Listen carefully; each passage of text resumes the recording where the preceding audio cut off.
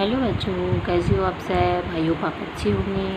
आज हम पढ़ेंगे मात्राओं को पहचानना, यानी कि मात्राएं किस तरह से हमें लगानी चाहिए। तो ये हमें व्यंजन पर मात्राओं को लगाना सीखना है। तो देखिए, सबसे पहले हमें इस तरफ हमने मात्राएं लिखी हैं और इस तरफ से ये व्यंजन लिखी। तो मात्राओं को व्यंजन पर किस तरह से लगाते हैं ये हमें समझना है। तो ये देखिए, इस तरफ हमने मात्राएं, सारी मात्राएं लिखी हुई हैं और इस तरफ ये व्यंजन है। तो हमें इन मात्राओं को लगाना है। देखिए, सबसे पहले आ की मात्रा, ये क्या है? कै। तो कै पे लगाएंगे आ की मात्रा एक डंडा, ये हो गया का। खे पे लगाएंगे खा, गे पे लगाएंगे गा। और देखिए, ये गे जो होता है ना, सबसे जब छोटे बच्चे होते हैं तब गे की एक डंडा लगा हुआ होता है, तो वो सोचते हैं कि इसके ऊपर मात्रा लगी हुई है, तो छोटे बच्चे इसको लगाना भूल जाते हैं।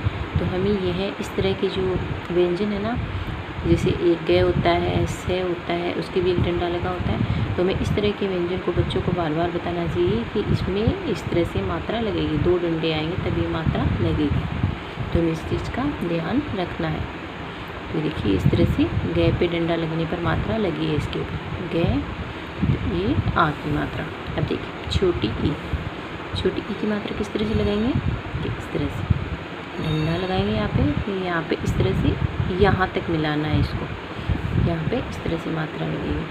अब यहाँ पे 6, तो यहाँ से इस तरह से इस डंडे तक आती है। यहाँ पे देखिए, इस डंडे तक आएगी मात्रा, तभी मात्रा एकदम से सही लगेगी। ठीक है, तो हमें इस चीज़ का ध्यान रखना है। जब बच्चों को मात्राएं करवाते हैं तो हमें इस तरह से बच्चों को डंडे के ऊपर लगाना सिखाना है।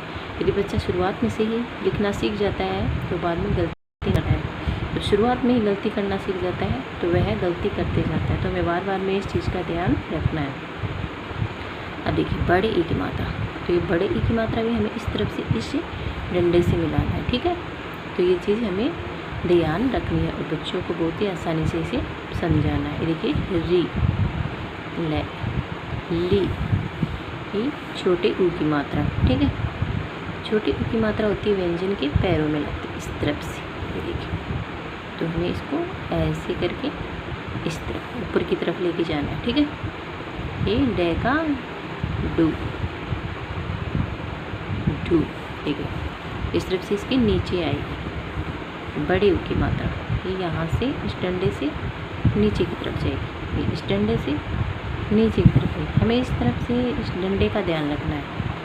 ये यहाँ पे पूरी इसके नीचे आएगी तभी मात्रा सही लगती है, वरना गलत हो जाती है। ठीक है, छोटे ए की मात्रा, ये देखिए, इस तरह से डंडे के ऊपर इसको टच करना होता है। देखिए, ये छोटे ए की मात्रा।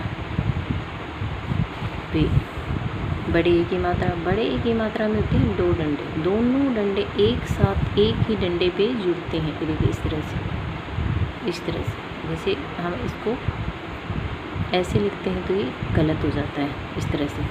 तो हमें एक साथ ही जोड़ करके बच्चों को लिखवाना है। ये देखिए, छोटे बच्चे होते हैं वो जब शुरुआत में मात्राओं को सीखते हैं तो उसे अलग अलग इस तरह से लिखते हैं, बट इस तरह से नहीं।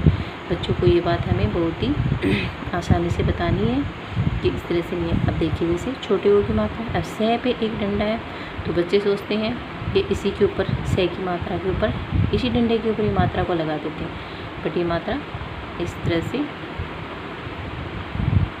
लगेगी।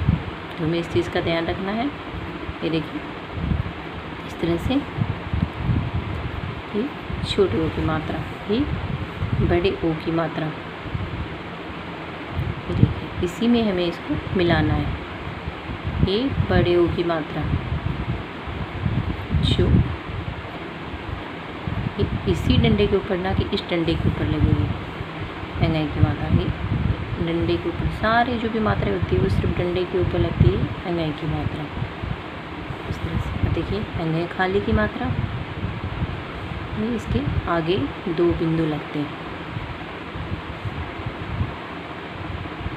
ये देखिए, इस तरह से हमें सारी मात्राओं को लगा करके छोटे बच्चों को समझाना है कि मात्राएं किस तरह से व्यंजन के ऊपर लगती हैं और किस तरह से हमें इनको लगाना चाहिए। तो हमें बच्चों को मात्राओं की पहचान करना सिखाना आवश्यक है।